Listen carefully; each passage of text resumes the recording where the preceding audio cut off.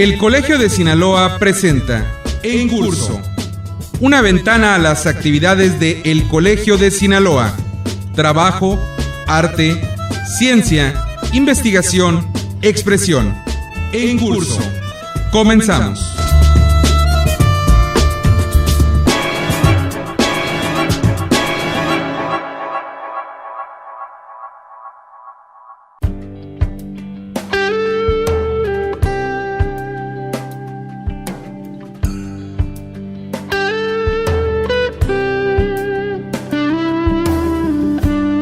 Para contribuir en la difusión del conocimiento, el Colegio de Sinaloa cuenta con una amplia gama de publicaciones que reflejan el carácter multidisciplinario de este organismo público estatal.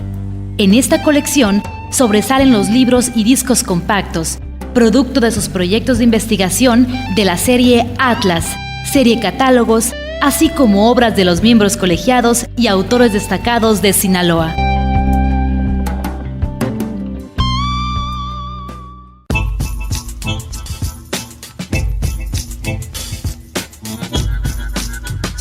Bienvenidos una vez más, amigos radioescuchas, al programa En Curso, el programa de El Colegio de Sinaloa. Yo soy Gerardo Osornio y en esta emisión le voy a presentar una entrevista con el doctor Félix Brito Rodríguez, quien nos va a platicar de un tema muy interesante: la estructura política, cómo se fue tejiendo en los últimos años del Porfiriato, pero también en los primeros años post-revolución. Verdaderamente interesantes los dos temas.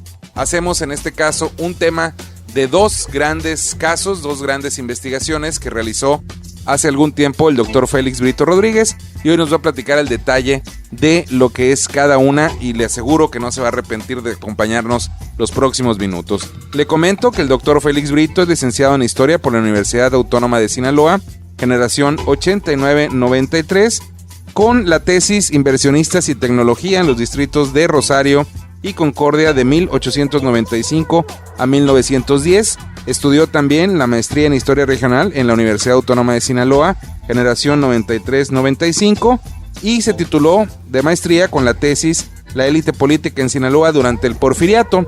Tiene también un doctorado en Ciencias Sociales con especialidad en Historia en el Centro de Investigaciones y Estudios Superiores en Antropología Social en la generación 2000-2004, con la tesis doctoral Dinámica Sociopolítica en Sinaloa Postrevolucionario. Verdaderamente interesantes estos temas y hoy los vamos a platicar aquí, ya sin más preámbulo, con el doctor Félix Brito Rodríguez.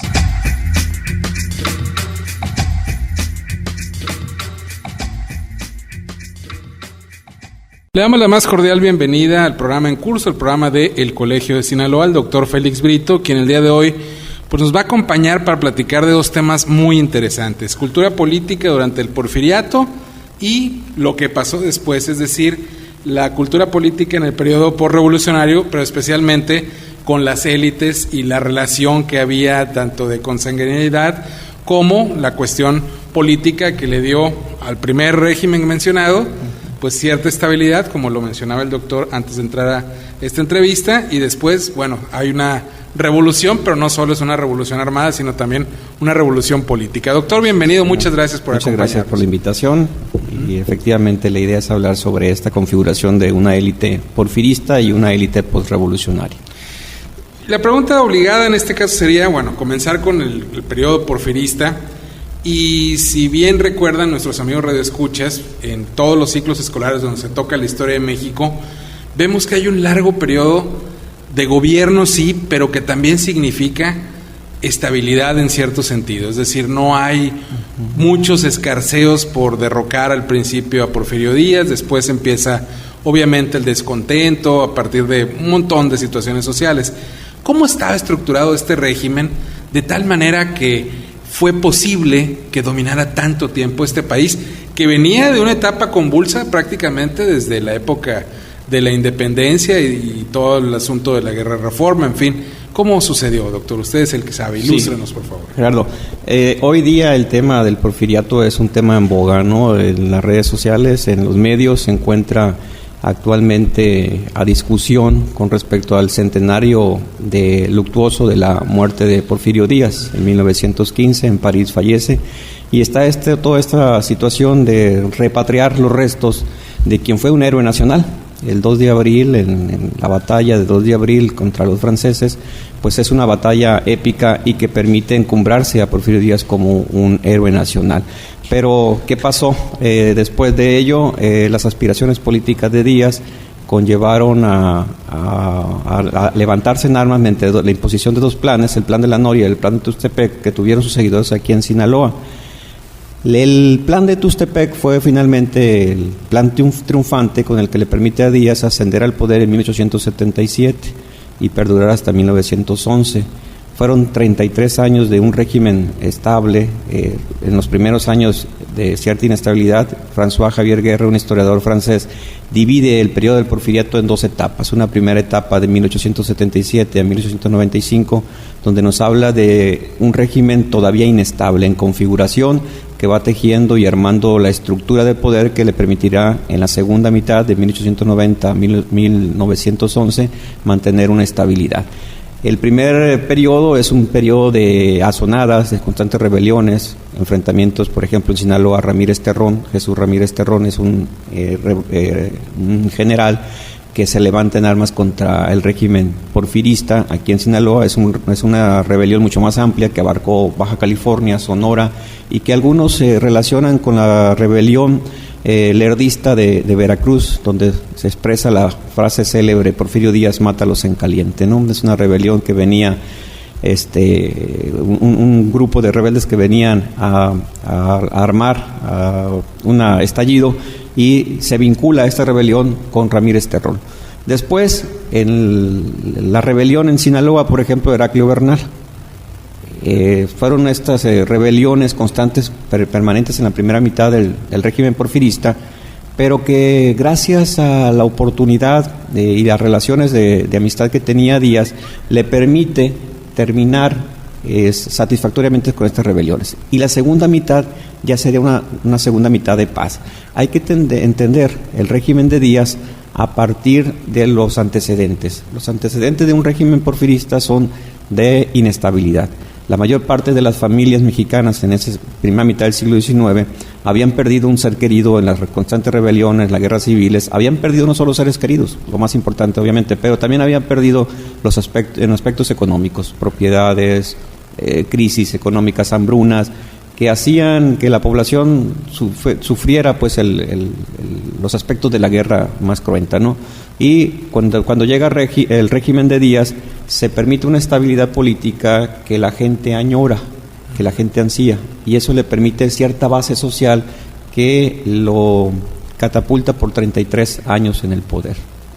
Doctor, hay un asunto de la estructura del gobierno de Díaz, sobre todo en la etapa que usted señala ya más tranquila, que sería la segunda mitad a partir de 1895, tiene que ver también con el acercamiento de diversas familias a través de relaciones, de pactos, en los estados inclusive se habla de algunas cosas en Sinaloa. ¿Cómo sucedió esto? Porque eso fue lo que le dio a esa segunda mitad la estabilidad de la cual usted nos habla, a diferencia de la primera, donde, bueno, como también usted lo ha señalado, pues hubo bastantes intentos de derrocar o de desestabilizar básicamente, y se venía de un periodo pues muy fuerte, ¿no? Así es. Efectivamente, las relaciones de parentesco y vínculo consanguíneo y religioso a través del compadrazgo, para mí es una de los aspectos de los vínculos que son la argamasa en la estructura del poder político. Eso le permite cohesión, solidaridad al régimen político porfirista. Díaz, por ejemplo, el matrimonio de Díaz con Carmen es un matrimonio que permite mantener la relación de Díaz con los liberales clásicos del siglo XIX, ¿no? Y le permite también, a través del matrimonio, mantener una vinculación con la Iglesia, ¿sí? Es una especie de pacto, así como en las cortes europeas los reyes casaban entre las propias coronas. Díaz busca a través del matrimonio establecer una alianza tanto con la Iglesia como con la élite conservadora porfirista, ¿no? Lo que será después la élite conservadora porfirista. Y los vínculos de matrimonio y los vínculos de compadrazgo, en el caso de Sinaloa, fue a lo que me aboqué a escudriñar, a investigar, y pude obtener una información que me resultó valiosa para lo que fue mi tesis de investigación de maestría, ver que las legislaturas estatales, los propios cargos de los secretarios de gobierno de Estado del propio Francisco Cañedo mantenían un vínculo consanguíneo de compadrazgo espiritual y comercial. Estaban imbrincados, tenían relaciones, y esto le permitía cohesión al régimen, ¿no? Poco a poco los hilos del poder se fueron centrando a nivel regional, a nivel nacional, en la figura de Porfirio Díaz, en la presidencia de Porfirio Díaz, y se repite esta misma situación en el ámbito de los estados. Y surgirán lo que Daniel Cosío Villegas, un abogado e historiador muy importante, mencionó: surgirán los pequeños porfiritos en las regiones, Próspero Caguanci en Tlaxcala, Francisco Cañedo aquí en Sinaloa, ¿no? Emerge pues esa figura de Francisco Cañedo. Hay quien le atribuye la frase a Díaz: conmigo subió y conmigo bajará, cuando Cañedo enfrentó algunos problemas políticos aquí, con la muerte de Valadez por el periodista José C. Valadez, por ejemplo, los problemas que se vinieron en las sucesiones después de la gubernatura.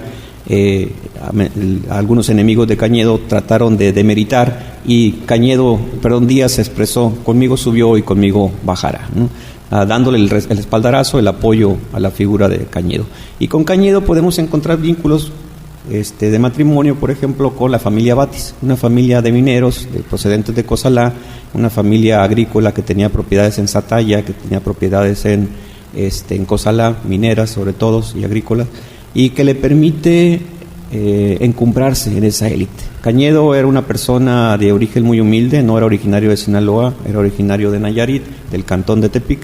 En aquel entonces arriba a Mazatlán, muy joven, su familia emigra hacia el puerto de Mazatlán, que era un foco de atracción para toda esta región, y empieza a desarrollar su espíritu comercial, trabajando en casas comerciales establecidas en Mazatlán.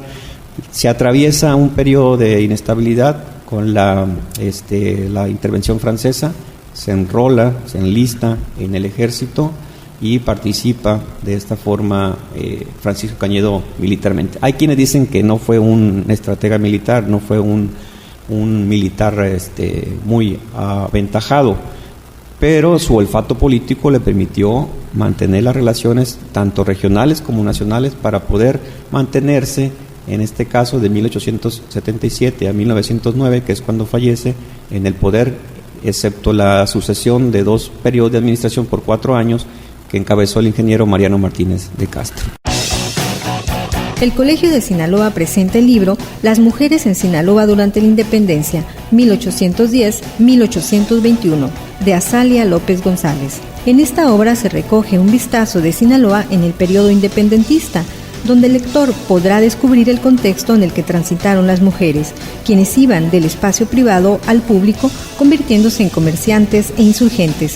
Pelearon por sus derechos legales, denunciaron arbitrariedades en su contra, superaron la esclavitud y las normas impositivas dentro del matrimonio. Libro dividido en 7 capítulos, viene acompañado de fuentes documentales y una paleografía modernizada. Las mujeres en Sinaloa durante la Independencia está disponible en Rosales 435 Poniente.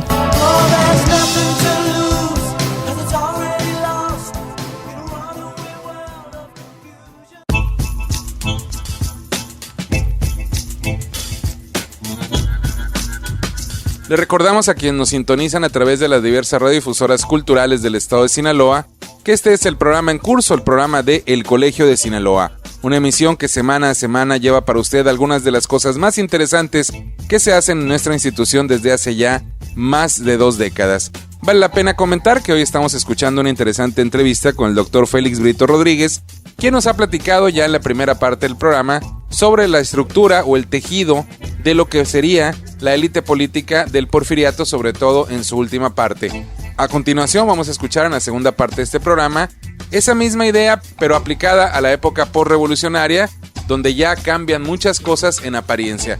Vale la pena seguir escuchando, estoy seguro que la historia de Sinaloa siempre será interesante para cualquiera de nosotros y hoy es una de esas oportunidades pocas que tenemos a veces de escuchar al detalle en investigaciones profundas, además por parte del mismo autor, sobre lo que fue una época muy importante de nuestro estado. Sigamos escuchando al doctor Félix Brito Rodríguez.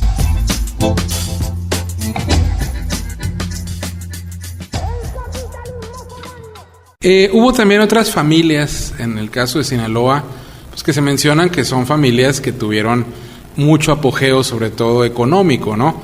Pero esas familias, por ejemplo, el caso de los Redo, que venían del Dorado, y por ahí algunos otros apellidos, importantes de aquella época, ellos no tuvieron esta relación de consanguinidad ni con el gobernador o con Porfirio Díaz, o sí los tuvieron en gran medida. Con Porfirio Díaz tuvieron una estrecha relación empresarial, también de relación espiritual, con algunos padrinazgos de Díaz, de algunas bodas de los hijos de la familia Redo, de Redo y Balmaceda. Hay un matrimonio en el cual Díaz atestigua la boda de uno de los hijos de Joaquín Redo. Y también mantuvieron relaciones empresariales. Redo era un importante empresario en Sinaloa, tenía navieras, que transitaban mercancías por toda la costa del Pacífico. Hay algunas asociaciones de esta índole en las cuales participa Francisco Cañedo como socio accionista dentro de estas empresas de Joaquín Redo, y lo mismo a través de Díaz, y Díaz también participa en algunas de estas empresas asociado empresarialmente con Joaquín Redo, ¿no? El brazo económico de Francisco Cañedo en la política fue don Joaquín Redo y Balmaceda, un migrante español, de origen español, que venía de Durango, llegó a Mazatlán, estableció su comercio en Mazatlán y desarrollo empresarial, y en los golpes y levantamientos constantes que existieron y que encabezó Cañedo, Redo financió gran parte de este levantamiento, ¿no? El aspecto militar, el aspecto empresarial, económico, estuvo apoyado Francisco Cañedo por Joaquín Redo, y en el aspecto militar, como decía, Cañedo no era muy lúcido en las cuestiones de las armas, y en este aspecto se apoyó en el brazo de el prefecto eterno de Mocorito, el general Insunza. Él fue el que batió el sable y las armas a favor de Francisco Cañedo, ¿no? Manuel Insunza. Doctor, muy interesante el periodo porfirista, y podríamos platicar horas y horas porque hay cualquier cantidad de preguntas que se me ocurren a mí, que seguramente tienen más todavía el público, pero tenemos que pasar a la otra parte de las investigaciones que usted ha realizado, y es precisamente la estructuración de esta clase política mexicana, la élite, pero ya en el periodo posterior a la Revolución. Ya pasó la Revolución, Porfirio Díaz se ha ido, incluso ya ha fallecido, para 1920 aproximadamente ya no existe, pero hay un nuevo régimen y obviamente necesita una estructura para lograr la pacificación del país, que venía de una larga guerra con 1 millón de muertos y con una economía completamente devastada. Platíquenos, por favor, un poco de esto. La idea, como en una ocasión dijo el historiador francés Brodel, es de echar a flotar el barco para ver hasta dónde se hunde. El barco es el marco teórico que le sirve una referencia para explicar los procesos históricos, y pues hay aspectos de evolución, de transformación dentro de la historia que no resultan explicables a través de modelos. Mi propósito de proseguir hasta el siglo XX era observar qué tantas las prácticas de vinculación, como lo fueron durante el cañedismo, el porfiriato aquí en Sinaloa, tan importante como los vínculos consanguíneos y religiosos como el compadrazgo o el padrinazgo, eran válidas para una nueva élite que se configuró a partir de un estallido social, de un movimiento social como fue la Revolución Mexicana. ¿Qué tan válidas resultarían para el periodo de 1920 al 40, que es la estabilidad política, que se logra cierta estabilidad, estas relaciones? Y De igual forma, empecé a detectar que efectivamente, a pesar de haber transformaciones en lo político, un voto universal, un voto directo, después universal, en donde se le concede el derecho al voto a la mujer, una práctica de la política, el desarrollo político a partir de partidos políticos, lo cual no existía durante el Porfiriato. A pesar de todas estas transformaciones democráticas, políticas en el sistema, los aspectos consanguíneos, de relaciones de los vínculos consanguíneos y los vínculos de compadrazgo seguían siendo importantes, a pesar de que existía ya una estructura política distinta a la del Porfiriato. Dentro de los propios partidos que se formaban a partir de relaciones de parentesco, de consanguinidad. Dentro de la estructura política vemos las relaciones de compadrazgo que existían entre los gobernantes y los diputados, entre los gobernantes y los presidentes municipales, ¿sí? Se gobierna con los amigos y para los amigos, ¿no? Hay una frase de Bulnes al respecto donde dice: la política en México y en Latinoamérica es la política de los amigos, se gobierna con los amigos y para los amigos, ¿no? Y para los enemigos la ley irrestricta, ¿no? Entonces, ese proceso continúa, se observa, se sigue observando en el periodo de 1920 a 1940, que es a donde yo arribo, hasta la década de 1940, donde se siguen permaneciendo ahora nuevas familias, ya no tanto los de la Vega, ya no tanto los Cañedo, sino familias como los Batis, todavía persiguen los Batis. Juan de Dios Batis fue diputado, gobernador, senador, entre otros puestos que ocupó. Siguen prevaleciendo y prevalecen Gagiola, prevalecen los Riveros, por ejemplo, dentro de lo político. Y en el ámbito municipal, pues ni se diga, ¿no? En los municipios hay familias con prominente linaje político. En cada municipio podemos observar una familia de abolengo político en cada municipio. Doctor, ¿fue relativamente común o se dieron pocos casos aquellos en los que una familia prominente, por ejemplo, del periodo del Porfiriato, sobrevive, digamos que con sus privilegios económicos, aunque mermados, como sería posible considerar, a partir de una relación con algún general o matrimonio con algún general revolucionario? En Sinaloa tengo una referencia, aunque no precisión, por eso no menciono los nombres, de un caso, ¿no? Pero quizá a lo mejor fue un caso que se repitió. ¿Tiene usted alguna información al respecto? Es decir, familias ricas del Porfiriato que luego se incrustaron con los ganadores de la revolución, que fueron los generales, ¿no? Sí hubo sí prevaleció esas relaciones. La nueva élite se relaciona, la nueva élite militar, política militar que emerge de la revolución, se relaciona también de forma consanguínea, religiosa, a través del matrimonio y del compadrazgo con la vieja élite porfirista. Y también se relaciona con procesos empresariales, se unen empresarialmente para desarrollar minas, industrias en Sinaloa, ¿no? Sí existieron efectivamente vínculos de generales que emergieron y que se casaron con la antigua élite porfirista. Un general, Juan José Ríos, aunque no originario de Sinaloa, pero que hizo su carrera y su desarrollo aquí en Sinaloa, se casó emparentó con una familia Avendaño. La familia Avendaño fue la dueña del correo, el correo de la tarde de Mazatlán, periódico importante durante el siglo XIX, porfirista. Vinculan con ellos, ¿no? Hay los Salmón, otra familia también comerciante porfirista, vinculan con los Couret vinculan con un general de perfil nacional, ahorita se me escapa su nombre, pero muy allegado a Álvaro Obregón, y es de esta forma van tejiéndose de nueva forma las estructuras de vinculación consanguínea espiritual entre la vieja élite porfirista y la de nuevo cuño, que es la élite revolucionaria.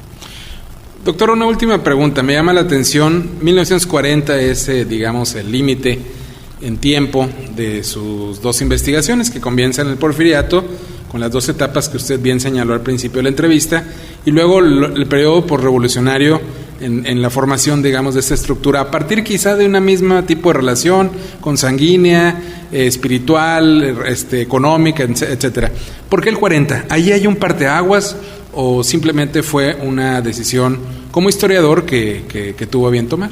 Sí, fue una decisión también cronológica por la necesidad de hacer un corte en la temporalidad de mi investigación. La idea es proseguir los estudios, ¿no? Hay estudios interesantes en cuanto al reclutamiento de la élite, por Peter Smith, por ejemplo, un investigador norteamericano, el que nos habla de las diferenciaciones en el reclutamiento cuando la élite militar empieza a desaparecer a través de su defunción, a través de su desinterés, ya de participar en la política y dedicarse a los aspectos de los negocios, el comercio, la industria, empiezan a reclutarse de las universidades, ¿no? Empieza la UNAM a sobresalir en el caso del escenario nacional, obviamente en el escenario regional, la Universidad Autónoma de Sinaloa será la matriz de donde salgan grandes políticos, ¿no? Y 1940 para mí fue la fecha de la estabilidad política del régimen posrevolucionario. Todavía en 1939, un año, se da la rebelión de Enríquez. En 1929 se dio la rebelión escobarista en Sinaloa. Pero ya son rebeliones más esporádicas, ya no tan de un escenario tan amplio en lo regional, en el aspecto del desarrollo en lo nacional, muy bien localizadas, pero ya marca la década de los 40 una estabilidad en el régimen político. Por eso yo decidí cortar en la investigación hasta la década de los 40. Sin embargo, el interés por el seguimiento de cómo evoluciona la política sigue en mi inserto para continuar la investigación de los 40 hasta la época contemporánea.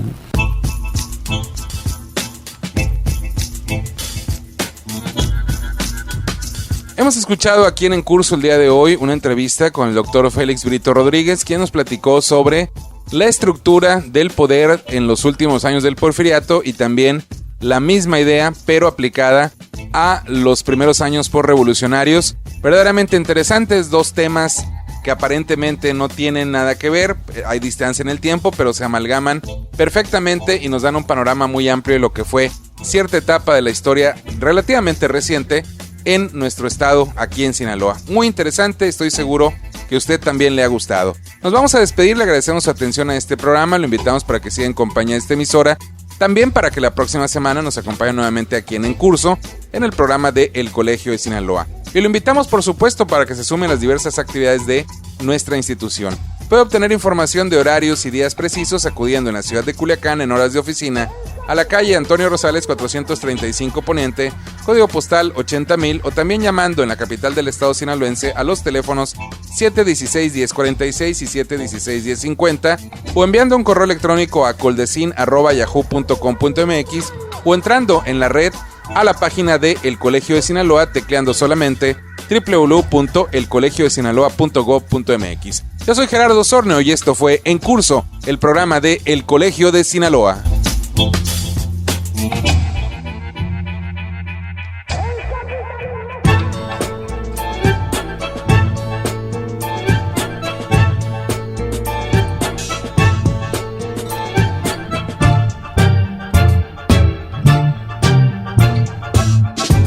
Este fue En Curso, una ventana a las actividades de El Colegio de Sinaloa. La próxima semana, usted tiene una cita a la misma hora en esta misma estación con En Curso, el programa de El Colegio de Sinaloa.